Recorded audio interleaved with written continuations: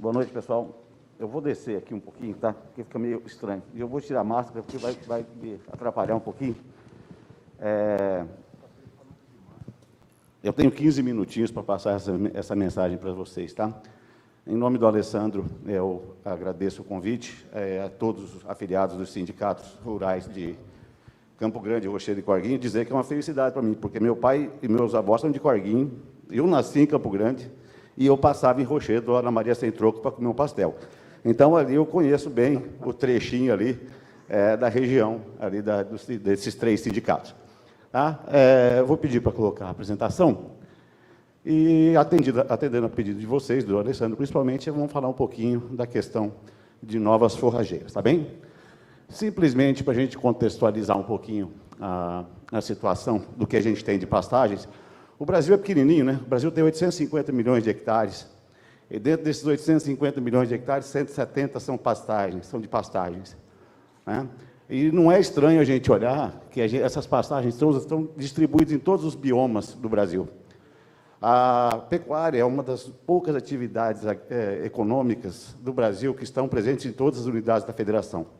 Então, tudo quanto é lugar tem pasto, e tem boi, né?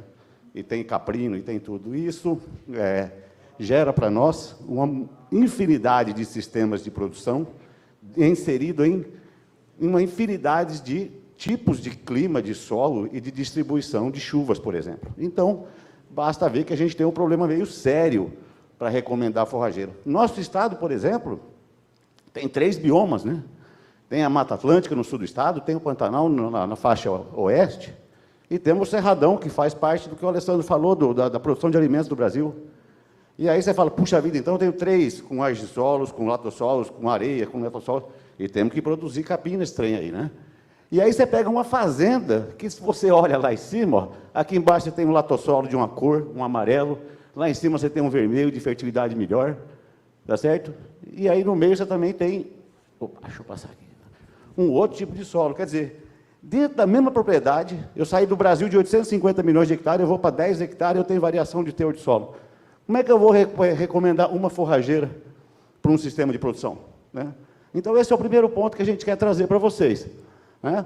O Brasil precisava de 3 hectares para produzir um boi, para produzir uma vaca. No Pantanal ainda continua um pouquinho, mas na década de 40 era isso. Aí chegou, na década de 70, entrou decumbens, né? Chegou decumbens, melhorou um pouquinho. Mas o turning point mesmo de forrageiras no Brasil aconteceu na década de 80, com um convênio que a Embrapa fez com o CIET da Colômbia e com o Orston da França, que trouxeram as cultivares de braquiária e de pânico para cá. E aí a coisa degringolou, né? Degringolou para um sentido bom. Aí nós começamos a ter, efetivamente, uma precisão, um salto em qualidade de todos os materiais forrageiros que a gente tinha. E nessa época de 80 até 2003, 2004, o negócio era o seguinte, vamos aumentar a produtividade, que é o que a gente precisa. Nossa produtividade hoje brasileira é 4,7 arrobas por hectare. Isso dá 0,97 UA a um ganho de 350 gramas cabeça dia, média ano. Isso é o que dá 4,3, 4,7 arrobas, tá? Então, a gente tem potencial para melhorar. Então, a ideia era sempre atender, aumentar a produtividade. Então, sempre a gente selecionava materiais para alta produção. Quando eu seleciono materiais para alta produção, eu crio um problema, porque, normalmente, eu seleciono materiais para exigência e fertilidade, não tem jeito. Se eu quero produzir muito, não tem almoço de graça, eu seleciono um material forrageiro para exigência e fertilidade. Solos de pastagem, normalmente, são marginais e não de alta fertilidade. E aí a gente tem um problema de degradação desses pastos. Em 2007, muda um pouquinho o foco, e é as forrageiras que eu vou falar para vocês, que a gente começa a atender nichos e segmentos específicos dos sistemas de produção. Acaba essa história que tem uma forrageira que serve para tudo, tá certo? E sim, forrageiras que se adequem a determinadas situações. Se você falar para mim, essa forrageira não aguenta cigarrinho, dependendo do contexto, ela pode ser usada, tá certo? O que a gente criva, né, coloca como situação crítica é a questão de produção de sementes. Por quê? Em fazendas de gado de corte é muito difícil trabalhar com plantas que não produzem sementes, ou mudas, por exemplo, né? Numa fazendinha de leite, que você tem 15 hectares, você tem 30 hectares. Como é que eu vou plantar de muda 200, 300 hectares? Então, é bem complicadinho. Então, esses materiais forrageiros que eu vou trazer para vocês agora, visam atender nichos específicos. E esses nichos é que impactam a produção animal futura. Então, o que a gente quer hoje? A gente não quer que a forrageira só seja boa de produção de massa. Não, ela tem que ser boa de produção de massa, sim, mas ela tem que atender o quê? Alguns nichos específicos. O Alessandro falou assim, eu preciso de um material para solos mais alagados. A gente vai ter que buscar, mas em algum momento a gente vai perder alguma outra qualidade, né? Outra coisa que é extremamente importante, superação de estresse biótico e abiótico, ou seja, praga e doença e mudança climática. Vai falar que não tem mudança climática? Tem. Tivemos uma geada aí que fazia desde 75 que não tinha, né? Na região do Rio Negro aí, deu uma sapecada boa, o Lucas do Filho do Zeito mandou uma foto para nós lá. Parece que desde 75 não tinha uma geada daquela. Então, tem coisa. Sistema integrado de produção, nós estamos dando comida para a praga o ano inteiro, né? Tem milho, soja, capim, quer dizer, lagarta come o ano inteiro, vai sumir? Não vai. Então, essas situações nós temos que pensar e atacar.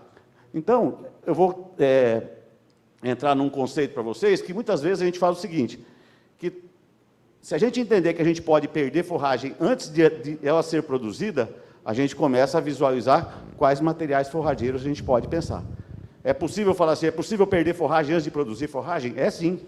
Se eu pego um material, por exemplo, um Zuri, que é extremamente exigente, coloco no material, num solo de fertilidade muito baixa, em vez dele produzir 8 toneladas por corte, ele vai produzir 3. Então, quer dizer, eu perdi 5 sem eu saber que eu perdi. Mas o potencial produtivo dele eu não alcanço. Então, a gente tem que pensar nessa questão de perdas, tá? Então, rapidamente, eu vou trazer esses 5 materiais, eu tenho praticamente 8 minutos, é isso que eu preciso aqui para vocês. Gente, Paiaguás foi lançado em 2013, tá certo? É um material muito semelhante, apesar de ser mobilizante, tem uma característica estrutural muito parecida com a decumbens. E qual a vantagem do Paiaguás? É um bom desempenho no período seco. Dá praticamente 1,5 arroba por hectare a mais, tá bom? O que você vai olhar de interessante ali? Olha o ganho da seca, 280 contra 160 do Piatã, que já era um material considerado de qualidade boa para seca. Tá? E uma lotação de 0,4 UA a mais. Isso dá 1,5 arroba por hectare. O que está mudando? É a questão da qualidade. Então, ele tem uma digestibilidade e um teor proteico maior que o Piatã, quando comparado com isso. É para isso que ele serve. Então, se eu quiser fazer uma área estratégica, por exemplo, para guardar na seca, é isso que vou usar. Não preciso usar a fazenda inteira de Paiaguás, uso um pedaço. Seleciono um material interessante, né? Ele também serve muito bem para ir para sistemas de integração lavoura-pecuária, porque ele é fácil de dessecar, né? Então, ele tem a mesma qualidade da Rusiziensis. O que vai fazer a diferença? A Rusiziensis, por enquanto, para sistema integrado, o cara só pensa na palha, ele está muito mais preocupado com o preço da semente do que com a qualidade do material. Se eu começar a produzir safrinha de boi, a coisa muda de figura. Então, no Mato Grosso, nós temos um relato de 6 arrobas de safrinha de boi por ano, ou seja, em 150 dias. Enquanto a média nacional de produção é 4,7, você faz 6 na safrinha, no período seco, onde nós, teoricamente, não teríamos forragem. Isso para sistemas integrados, tá? Só temos que tomar cuidado que ela não tolera cigarrinha. Então, como eu disse, eu ganho num, perco em outro, não dá para ganhar tudo, tá? Então, isso aqui foi um dano que a gente teve em janeiro, no período das águas, e isso me impactou numa produção de 7 arrobas a menos por hectare ano, por incidência dessa cigarrinha. Eu sou pesquisador, não faço marketing, então eu tenho que mostrar os prós e os contras dos nossos próprios materiais, tá certo? Mas a lógica é essa, a gente tem que saber que não tem um material para tudo. Zuri, gente, Zuri hoje das BRS é a mais consolidada que nós chamamos. Foi lançado em 2014 e hoje já tem 18% do mercado de pânico. Para que serve o bendito do Zuri?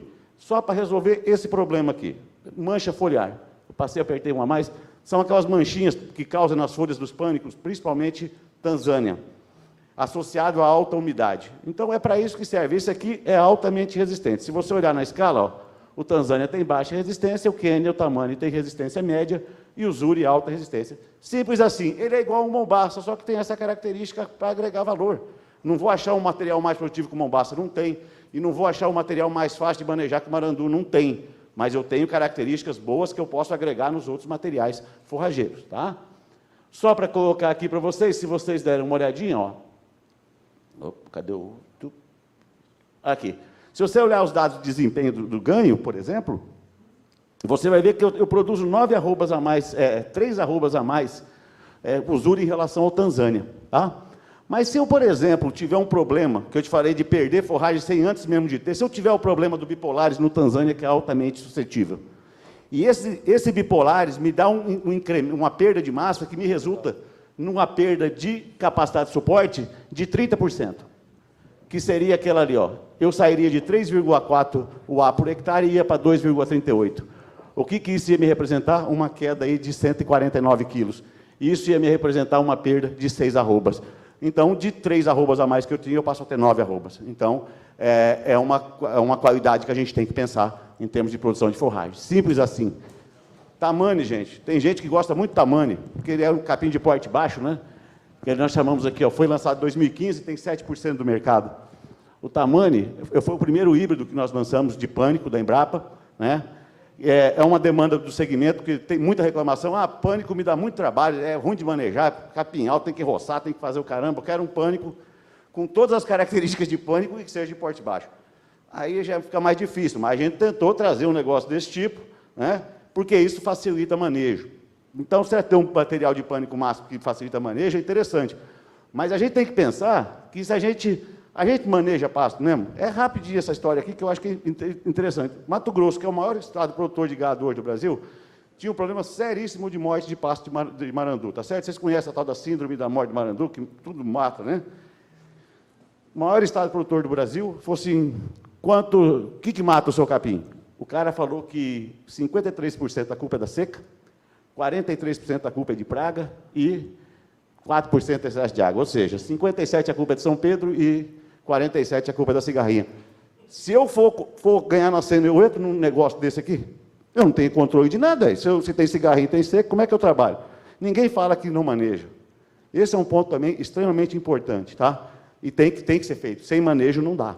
Né? E uma coisa importante é que o Maasai, o tamanho, apesar de ser parecido com o Maasai, ele não é Maasai, ele é exigente em fertilidade. Se vocês olharem ali, olha, o Maasai, o tamanho. Quanto mais verdinho para cá, mais exigente ele é. O Maasai ainda vai até para solos de baixa, mas tamanho não vai para solos de baixa fertilidade. Temos que tomar muito cuidado com isso. O penúltimo material que a gente tem é o Ipiporã, que é um híbrido, é o primeiro híbrido da Embrapa que a gente lançou. É um material de qualidade muito boa, tem 5% do mercado, e aí eu vou contar um negócio para vocês interessante. Ó, se eu fosse comparar com o marandu, ó, ele perde. Ele não produz tanta massa como o marandu, ele não produz. E isso me dá uma lotação de 0,6 hectare, UA por hectare a menos. Então, para que eu vou usar esse trem, se é ruim assim? Né? A lógica é essa, se ele não me dá ganho. Agora, se você olhar a qualidade, é interessante. Tem uma qualidade melhor, e isso me dá um ganho individual melhor. Então, no elas por elas, você ainda fica com o marandu, que você conhece mais, você não é bobo, você não vai querer arriscar no novo, fica com o antigo. Mas ele tem uma coisa que nenhum outro capim no Brasil hoje tem. Resistência à cigarrinha das pastagens do gênero marranarva, de cana. Quem tem fazenda perto de cana aqui sabe o desespero que é quando dá ataque de cigarrinha.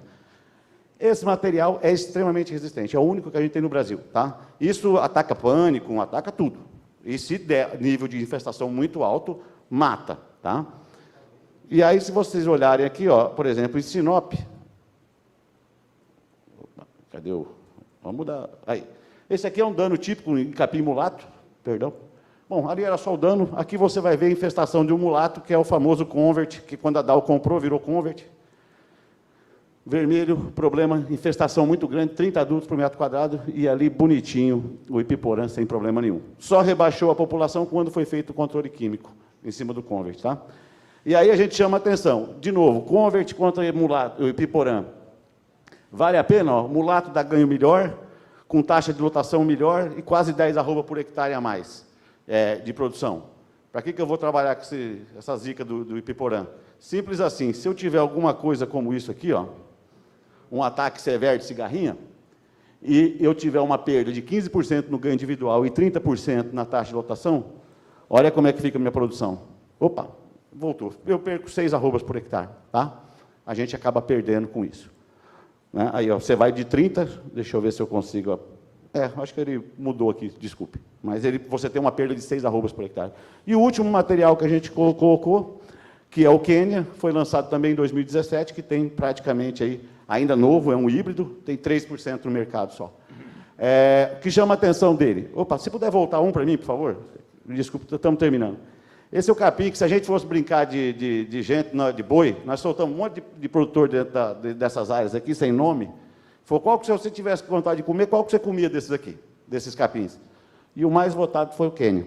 Ele tem uma estrutura de pasto muito interessante, bem legal, e aí isso, pra você ter uma ideia, a experiência do produtor é muito boa, Porque quando a gente começou a fazer a avaliação dele, a gente viu que a qualidade dele é muito boa, olha lá, ó. Tanto nas águas quanto na seca, 700 gramas contra 519, 643 gramas contra 494.